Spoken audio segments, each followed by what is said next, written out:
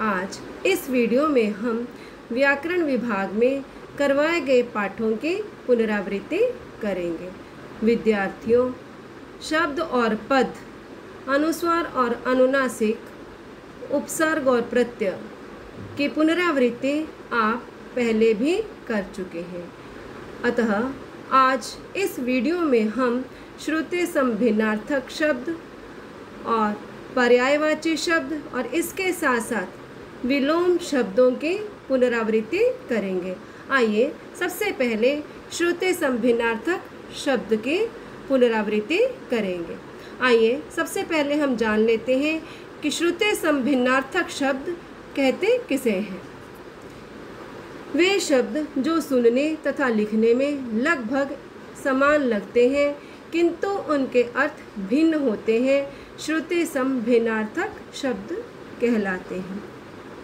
अर्थात वे शब्द जो सुनने में तथा लिखने में लगभग एक जैसे लगते हैं परंतु उनके अर्थों में क्या होती है, भिन्नता होती है। तो ऐसे ही शब्दों को हम श्रुति सम भिन्नार्थक शब्द कहते हैं। उदाहरण के द्वारा समझाया गया है। जिस प्रकार घन और धन दोनों के उच्चारण में कोई खास अंतर महसूस नहीं होता परंतु अर्थ में भिन्नता है।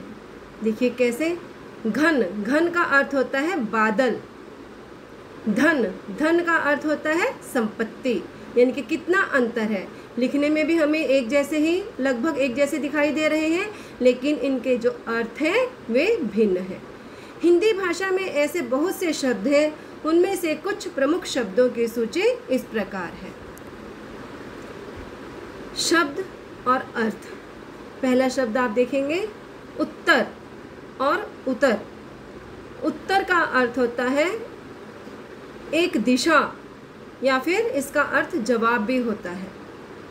उत्तर का अर्थ होता है एक दिशा और इसका अर्थ जो है उत्तर का जवाब भी होता है।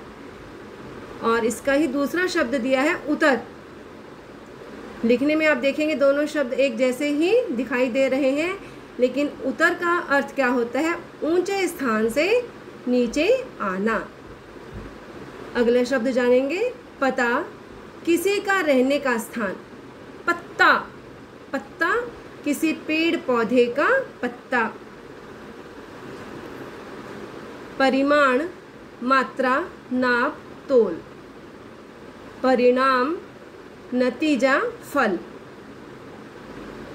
अचार, आम, नींबू आदि का अचार।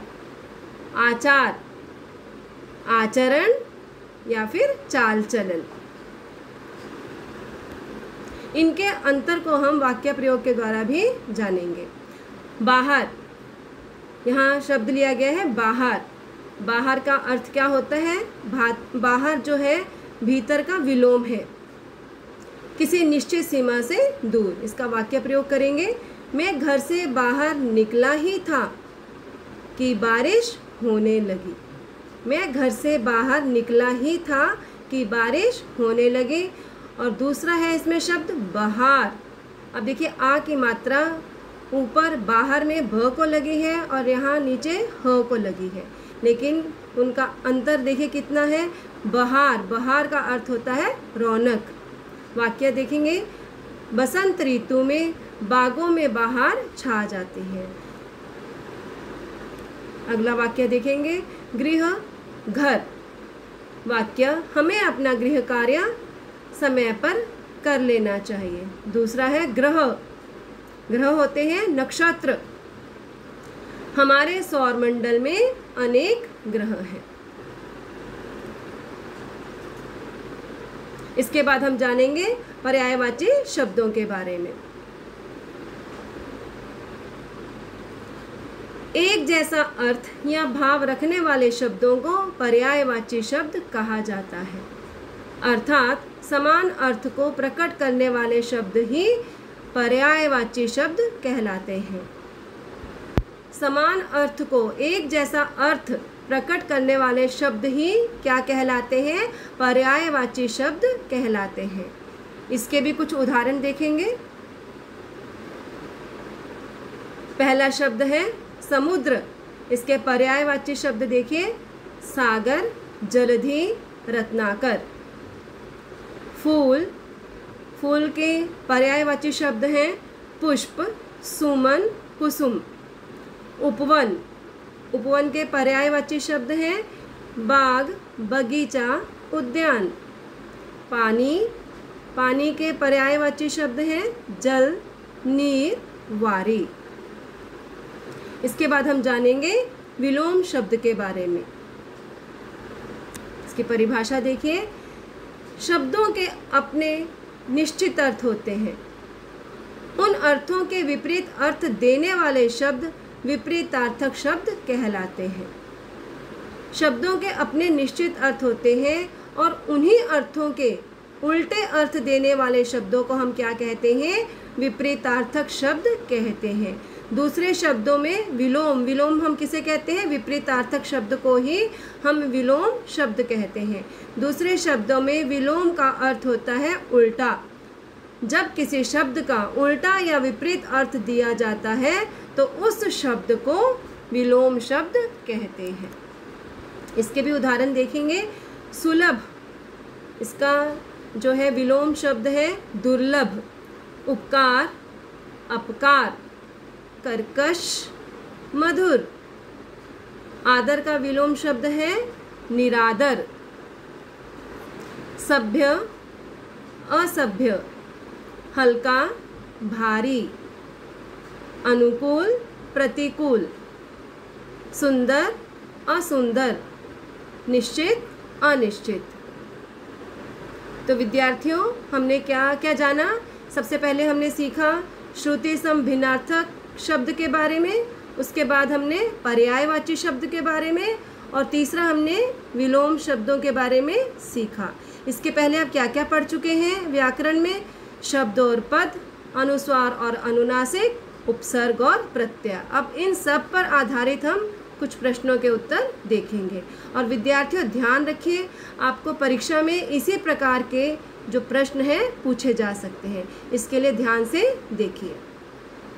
निम्नलिखित वाक्य सही है या गलत चुनिए। आप जब प्रश्नों के उत्तर लिखेंगे, सबसे पहले आपको जो उसका हेडिंग है उसे आपको बहुत ध्यान से पढ़ना है। तो यहाँ पर जो लिखा गया है निम्नलिखित, यानी कि नीचे लिखे हुए वाक्य सही हैं या गलत हैं, उन्हें आपको चुनना है और निशान लगाना है। तो सबसे पहले हमारा जो है प्रश्न है, वर्णों के क्रमबद्ध तथा सार्थक मेल को शब्द कहते हैं। वर्णों के क्रमबद्ध तथा सार्थक मेल को शब्द कहते हैं। तो क्या है ये? कहते हैं शब्द? ये हाँ कहते हैं, तो ये सही है। तो हम सही के ऊपर निशान लगाएंगे। अगला, वाक्य के नियमों में बंधे रहने के कारण शब्द का प्रयोग कोश में किया जा सकता है। वाक्य के नियमों में बंधे रहने के कारण शब्द का प्रयोग कोश में नहीं किया जा सकता, क्योंकि शब्द तो स्वतंत्र होता है। इसके लिए ये वाक्य क्या है? ये वाक्य गलत है। इसके लिए हम गलत पर ही निशान लगाएंगे।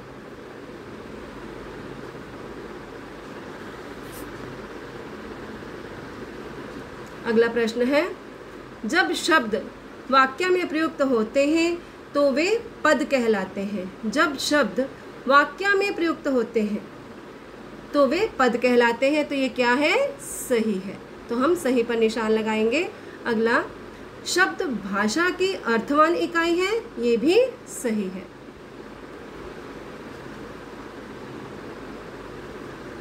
अगला प्रश्न देखेंगे, विभिन्न ध्वनियों के मेल से पद बनता है। विभिन्न ध्वनियों के मेल से पद बनता है? नहीं, विभिन्न ध्वनियों के मेल से तो शब्द बनता है। इसके लिए क्या है? ये गलत है। तो हम कहाँ निशान लगाएंगे सही का? गलत के ऊपर।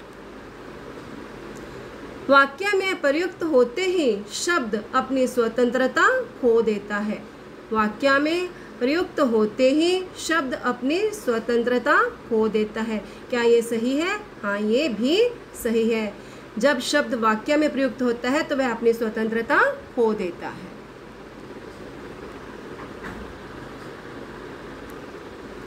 प्रश्न 2, खाली जगह में आने वाले सही विकल्प को चुनिए। खाली जगह में आने वाले सही विकल्प को चुनिए। ध्यान से देखेंगे, अनुस्वार और अनुनासिक के ऊपर है ये प्रश्न। पहला है इसमें बाहर बहुत डैश छा गया है। अब खाली जगह में क्या आएगा? नीचे 3 आपको विकल्प दिए हैं, जो सही है उसको ही आपको जो है क्या करना है, वहाँ पर सही का निशान लगाना है। बाहर बहुत अंधेरा छा गया है, 3 विकल्प हैं, इसमें जो सही है वो है ये शब्द। अगला है चिड़िया ने अपना घोंसला तैयार कर लिया है। तो इसमें 3 विकल्प दिए गए हैं, इसमें जो सही विकल्प है घोंसला कैसे लिखेंगे, इस तरीके से लिखा जाएगा। तो यहाँ आप सही का निशान लगाएंगे। लक्ष्मण को अक्षर खाली जगह दिख रहे थे। लक्ष्मण को अक्षर आगे खाली जगह दी गई है, दिख रहे थे। अब नीचे विकल्प दिए गए हैं, कौन सा विकल्प सही है ध्यान से देखिए। इसके लिए आपको बहुत ही प्रैक्टिस की, अभ्यास की ज़रूरत है। तो पहला भी धुंधले है, दूसरा भी धुंधले है, तीसरा भी धुंधले है। अभी कौन सा सही है? इसमें तीसरा जो विकल्प है वो सही है।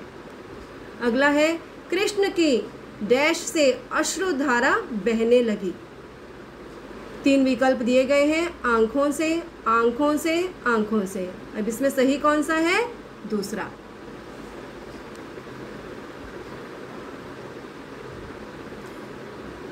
सुनने में समान परंतु अर्थ की दृष्टि से भिन्न शब्दों को क्या कहते हैं? अभी आपने पढ़ा था, सुनने में हमें एक समान लगते हैं परंतु उनका अर्थ अलग होता है।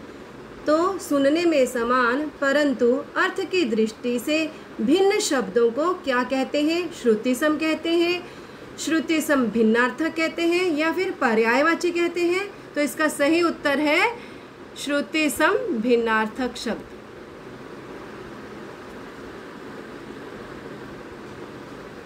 अब यहाँ पर भी खाली जगह में आने वाले सही विकल्प को चुनिए। आपको बहुत ध्यान से पहले तो प्रश्न पढ़ना है, उसके बाद जो विकल्प है वो पढ़ने हैं, क्योंकि बहुत थोड़ा सा ही इनके अंदर जो है अंतर आपको दिखाई देगा। इसके लिए आपको ध्यान से सोच समझ कर करना है। पेड़ से खाली जगह गिर रहे हैं। पेड़ से क्या गिर रहे हैं? पेड़ से नीचे दिया है सही 3 विकल्प दिए हैं, पत्ते, पते और पता। तो यहाँ पर क्या आएगा? पत्ते। क्या आएगा बच्चों? पत्ते। पेड़ से पत्ते गिर रहे हैं। अगला है पत्र में डैश लिखना अनिवार्य होता है। तो पहला विकल्प दिया है पत्ता, दूसरा भी पत्ता है और तीसरा पता है। तो हमें तीसरा विकल्प जो है सही है। हम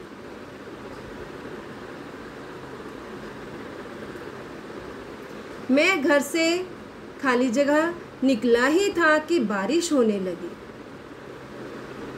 मैं घर से खाली जगह निकला ही था कि बारिश होने लगी। नीचे 3 विकल्प हैं, बाहर, बाहर और बाहर। तो आपको जो है दूसरे विकल्प को चुनना है, क्योंकि यही सही है, बाहर। बसंत ऋतु में बागों में खाली जगह छा जाती है। क्या छा जाती है? बहार छा जाती है। इसके लिए सोच समझकर आपको विकल्प को चुनना है। तीसरा विकल्प इसमें सही है।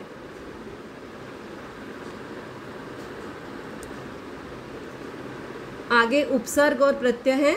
वह शब्द चुनिए जिसमें प्रत्यय उपसर्ग का उपयोग हुआ हो। आपको वह शब्द चुनना है जिसमें प्रत्यय उपसर्ग का उपयोग हुआ हो। प्रति ध्यान से समझेंगे। यहाँ पहला जो विकल्प है वो है प्रकृति, दूसरा है प्रस्थान, तीसरा है प्रतिध्वनि। अब आप पहले 2 देखेंगे, इसको बहुत ध्यान से करना है। प्र लगा है, कृति के आगे प्र उपसर्ग है, स्थान के आगे भी प्र उपसर्ग है, और आपको चुनना वो शब्द है जिसके आगे क्या लगा हो? प्रति। तो यहाँ तीसरा विकल्प सही है। यहाँ लगा है प्रति उपसर्ग, तो बना क्या? प्रतिध्वनि। वह शब्द चुनिए जिसमें नी उपसर्ग का उपयोग हुआ हो। वह शब्द चुनिए जिसमें नी उपसर्ग का उपयोग हुआ हो। ध्यान से पढ़ेंगे।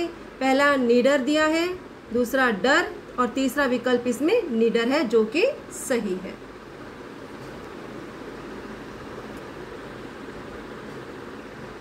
वह शब्द चुनिए जिसमें अधि उपसर्ग का उपयोग हुआ हो। अधि उपसर्ग का पहला है अत्यधिक, कैसे बना है? अति जमा अधिक से। अधिकार, अधि जमा कार, यानी कि दूसरा विकल्प सही है।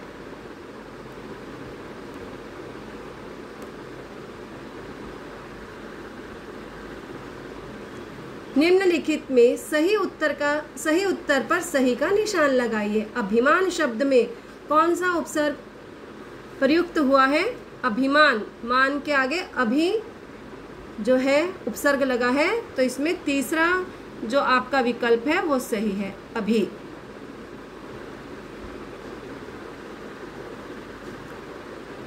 सुहावना शब्द में आए प्रत्यय को चुनिए।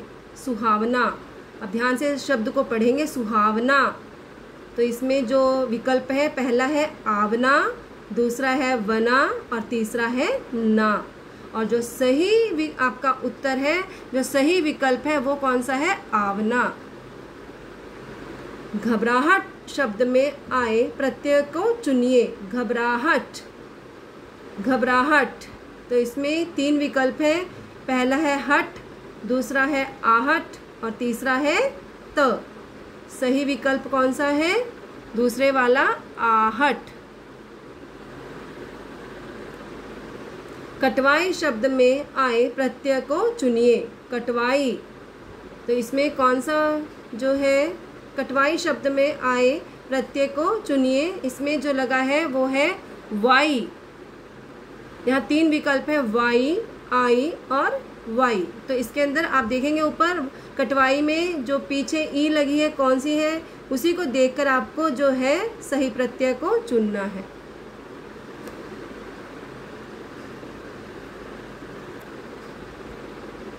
अब है विलोम शब्द। ज्ञान शब्द का सही विलोम शब्द चुनिए। ऊपर आपको ज्ञान शब्द दिया गया है और नीचे 3 आपको विकल्प दिए गए हैं। इसका सही विलोम शब्द कौन सा है? ध्यान से पढ़ेंगे पहले।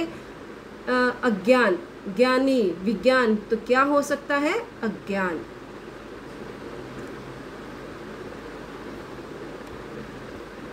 स्वतंत्र शब्द का सही विलोम शब्द चुनिए। स्वतंत्र, मुक्त, स्वतंत्र, आजाद, तो इसमें भी दूसरा विकल्प सही है, स्वतंत्र।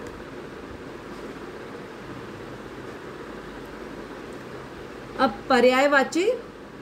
समुद्र शब्द के लिए दिए गए पर्यायवाची शब्दों के सही विकल्पों को चुनिए। इसे भी बहुत ध्यान से सोच समझ कर करेंगे।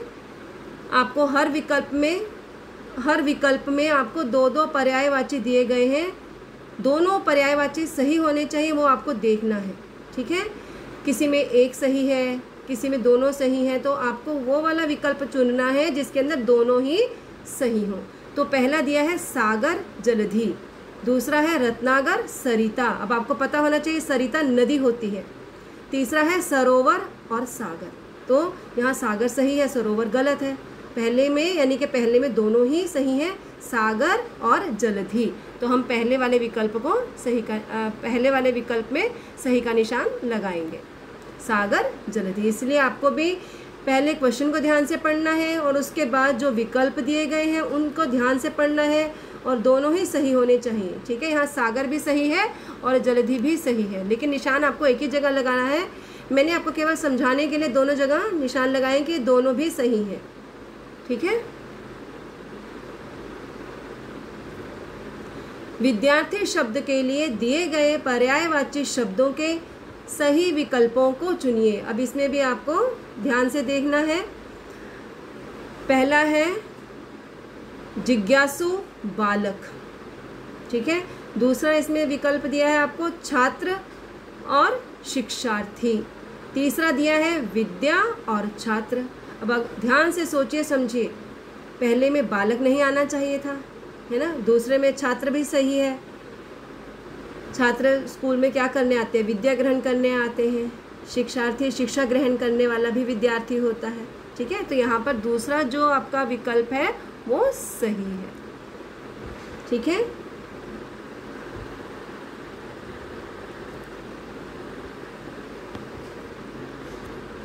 हाँ, तो बच्चों मैं उम्मीद करती हूँ कि आज आपने व्याकरण में जो भी सीखा, चाहे वो अनुस्वार हो, श्रुति संभिन्नार्थक शब्द हो, विलोम शब्द हो, आपको सभी जो भी चीज़ें थी आपको बहुत अच्छे से समझ में आ गई होंगी। और जिस तरीके से मैंने आपको प्रश्न अभ्यास करवाया है, आप उसी तरीके से घर पर प्रश्न अभ्यास करते रहिएगा। बार बार पढ़िए, उनको लिख लिख के आप प्रैक्टिस करिए। मात्राओं की जो गलतियाँ होती हैं उन्हें ना करिए, उसका ध्यान रखिए। ठीक है, धन्यवाद।